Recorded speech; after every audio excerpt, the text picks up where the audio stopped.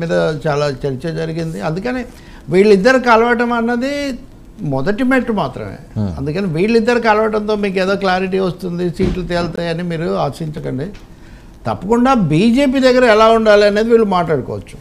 తర్వాత మీరు చెప్పిన రెండో వాక్యం, రెండో భాగం, పవన్ కళ్యాణ్ ఈరోజు వెళ్తారు, రెండు విషయాలు మాట్లాడతారు అంటే దాంట్లో మనకు క్లారిటీ రావాల్సి ఉంది. అదేంటి, పవన్ కళ్యాణ్ వీళ్ళ మధ్య డీల్ సెట్ చేస్తారా, చంద్రబాబు నాయుడు చేస్తాడా, ఇద్దరిని కలిపి బీజేపీ చెప్తుందా?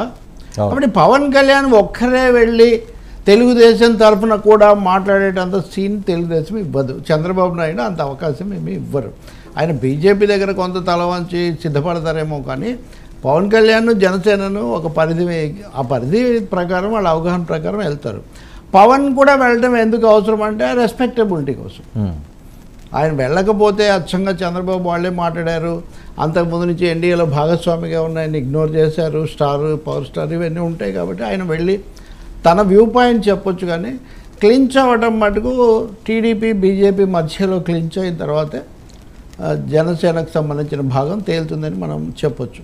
ఇంకా రెండవది, పవన్ కళ్యాణ్ నిన్నే వెళ్ళి తన వాళ్ళతో కూర్చోవటము ఇవన్నీ చూస్తే తప్పకుండా జనసేన టీడీపీ మధ్యలో సమస్యలు ఉన్నాయి. మీరు పంచాయతీ అని మీరు అంటున్నారు, కానీ పంచాయతీ ఉందని వాళ్ళు ఎక్కడైనా ఒప్పుకున్నారు ఇంతవరకు?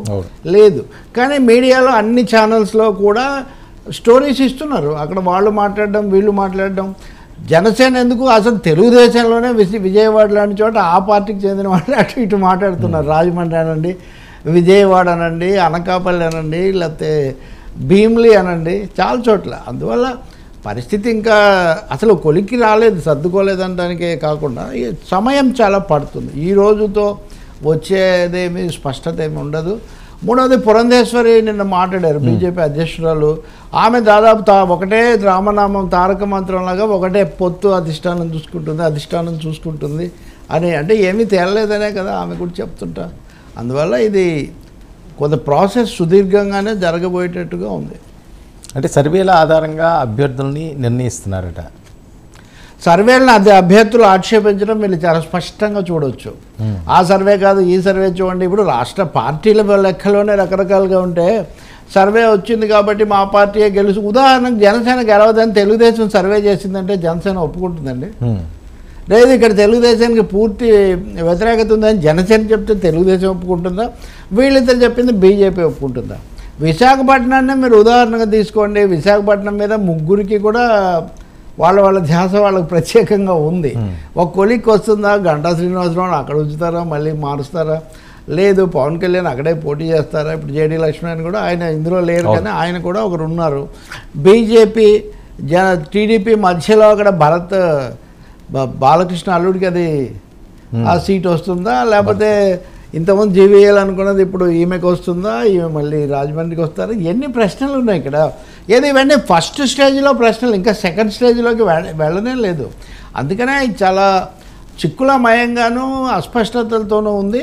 అసమానతలు ఉన్నాయి దీంట్లో, అన్ఈక్వల్ మైత్రి. ఇది అసమానతల మైత్రి అంటే మూడు పార్టీల మధ్యలో వాటి నేపథ్యము, వాటి పద్ధతి అవన్నీ చాలా పూర్తి డిఫరెంట్.